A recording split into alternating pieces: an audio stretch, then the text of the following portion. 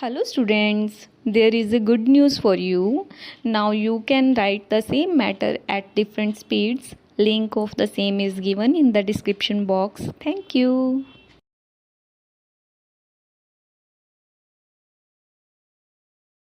Start.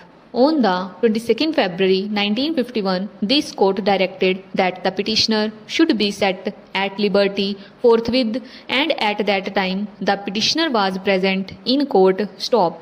According to a note made by the bench clerk, the delivery of our judgment was completed on the 22nd February 1951. Stop. The petitioner then asked us whether he was free to go, as the police officers were present in court. Stop. We then told him that he was at liberty to go wherever he pleased, as he became a free citizen. Stop. The petitioner has filed an affidavit in support of this petition, which is also supported to some extent by the affidavit filed by an advocate of this court who was advising the petitioner in several proceedings before this court and was present in court when the present petition was argued and when we pronounced judgment. Stop. The events that transpired subsequently have been narrated in these two affidavits, and the facts are not seriously controverted by the respondents. Stop. Para.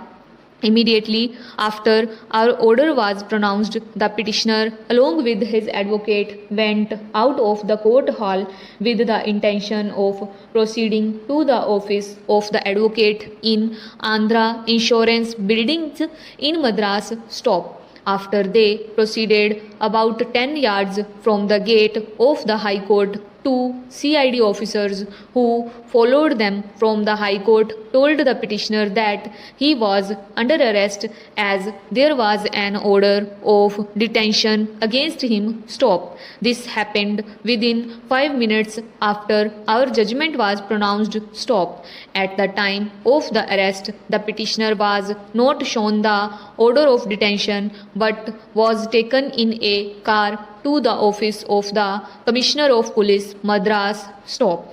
In the car, the order was shown to the petitioner. Stop. He was taken to the office of the Commissioner of Police, and the order of detention was served on him at the office of the Commissioner. Stop. He was thereafter taken to the penitentiary, where on the same day he swore to an affidavit before an honorary presidency magistrate, Madras, setting out these facts and contending that his arrest and detention were clearly intended to flout the order of this court and that it was illegal. Stop. He filed this petition under Article 226 of the Constitution of India and Section 491 CRPC to order his production before this honorable court and to set him at liberty by issuing a writ of habeas corpus. Stop.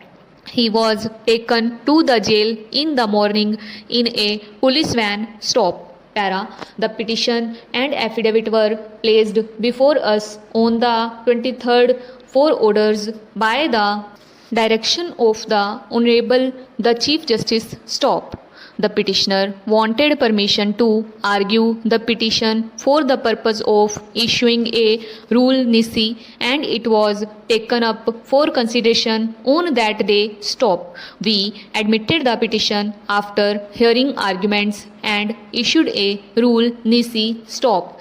As the learned Advocate General was present in court at that time, in consultation with him, the petition was postponed for final disposal for next date. Stop. Para.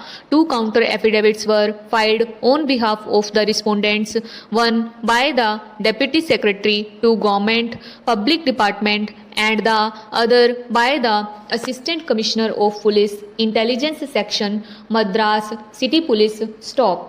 The Assistant Commissioner in his affidavit states that he was present in the High Court when the order releasing the petitioner was pronounced by this court, and under instructions of the Superintendent of Police Special Branch CID, he arrested the petitioner in pursuance of an order of detention, a copy of which intended to be served on the petitioner was presumably in his possession and custody at that time, for he admits in the affidavit that after he got into the car along with the petitioner after arresting him, he showed the order to the petitioner, "Stop."